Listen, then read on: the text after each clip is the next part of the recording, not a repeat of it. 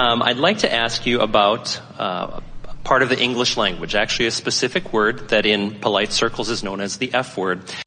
And the reason I'm asking about it is not so much any kind of a definition, but as its ability to be used in so many different ways. No, people would say they are gloriously happy or hopelessly depressed.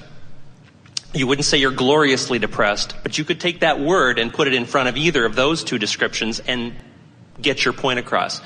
What is it about that word that has so much power? Well, it's interesting. We always enjoy how a series of questions from someone, especially a thinking person like you, a deliberate creator like you, how the questions all mesh together and lead to one to another, to another, to another. And this is the case here again, in that the awareness of other people's response is really at the basis of this whole conversation. And in fact, most words are that way. In other words, you speak because you want communication.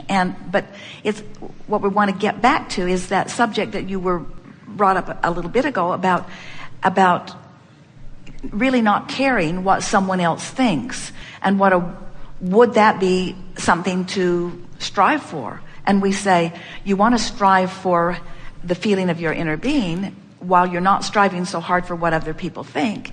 But almost everybody, it really cares a lot about what other people think. So when someone gets into a really bad jam, where they have really deprived themselves of their resonance and connection to source, so they're feeling at their very worst, often what they want from others is an understanding of where they are. And so often they will use a word that they believe will be the most upsetting or the most shocking in order to render them there. It's sort of like, my pain is so great, if I can get you to share some of it with me, then maybe my burden won't be so great. Of course, it never works that way. It just compounds it. But that is what is at the basis of, there are just a lot of people that want to upset a lot of people. And initially, that F word that you're talking about, that's the way that's the most popular version of it was created and is offered from that point of view. But what if when it's offered to someone to describe they are so extremely happy they well, can what's happened to someone like that is that word has become completely diffused to them. In other words, they're not using it in that way. In the one way, when it is being used in a very negative way, it's a completely out of the vortex attempt to get someone else to really be out of the vortex with you. But someone who's just using it as a descriptive word, who's not out of the vortex, what you've heard us say on so many occasions, it does not matter what you say, it's how you feel when you say it. Right. And so when you think about it, there are people, Jerry is one of them, who was always so completely offended by that word that even though there were really funny, Chris Rock is one of them, very, very funny comedians that Esther so wanted to enjoy, Jerry wasn't going to have any of it because that word was so... But over time, he wears you down. And the word comes to not offend you anymore, and then you can enjoy the humor that he's offering all around it. And so it's where you are in relationship to your vortex first, and then the word next. Because the fact of it is, people could use any word out of the vortex or any word in the vortex. Right. There's an out of the vortex and in the vortex version of almost everything. Right. Okay. My last question is about, we've touched on it today already, about the notion of freedom. And as I've been sort of reflecting on that for myself, and also when I hear other people talk about freedom, oftentimes they're talking about freedom from resistance, freedom from negative relationships, freedom from debt, freedom from bad government, freedom from hot weather.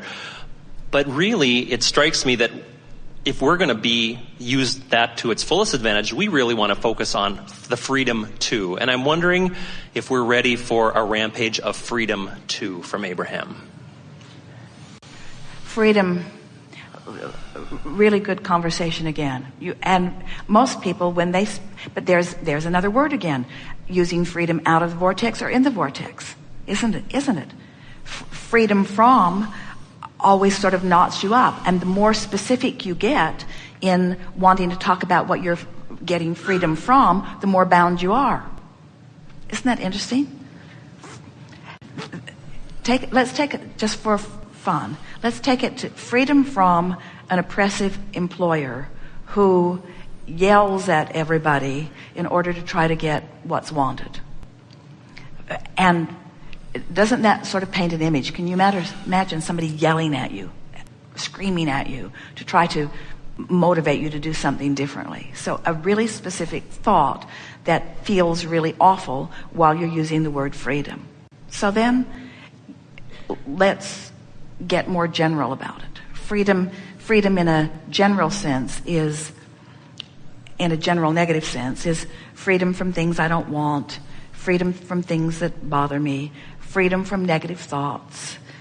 It's more general and not as binding. Now let's use freedom in a generally positive. Freedom to feel good, freedom to wake up feeling good, freedom to breathe deeply, freedom to feel good, freedom to have clear thoughts, freedom to sort of float free, freedom to think what I want to think, freedom in my own mind, freedom to be as I want, freedom to feel good, freedom to align with the energies that create world, freedom to know my real power, freedom to align with the fullness of who I am, freedom to witness and experience in great depths all of the things that I've incrementally put into the vortex, freedom to feel my way there, freedom to interpret what's there, freedom to begin to discover the fullness of what's in the vortex, freedom to align with the fullness of who I am, freedom to allow everyone to be as they choose to be, freedom to feel the rightness with whatever they are choosing, with no contradiction to my own alignment, freedom to unequivocally feel good, the freedom to choose the thought by thought that aligns me with the way Source feels about the subject, the freedom to find out what Source feels by feeling for it, knowing that Source will hold it until I find it, the freedom knowing that there's no rush to get there because Source will never deviate, there's no chance that I won't get there. So I am free to take my time to go as slow or as fast as I want, to explore as broadly or as narrowly as I want, to be all that I choose to be in any moment or not, to nap or to sleep, to cover up if I'm cold and to uncover if I'm too warm, to migrate, to choose, to keep myself happy, the freedom to utilize the energy that creates worlds for the purpose of my own pleasure and satisfaction, understanding that I can offer no harm or deprive no one of freedom in my quest for it. That in freedom which is wholly offered to everyone, which is a vibrational state of being, that there is no possible way that in exercising my freedom, I could deprive anyone else of theirs. It is the ultimate allowing of well-being and alignment with Source and fulfilling of my reason for being. It's always a pleasure. Thank you very much. For us as well.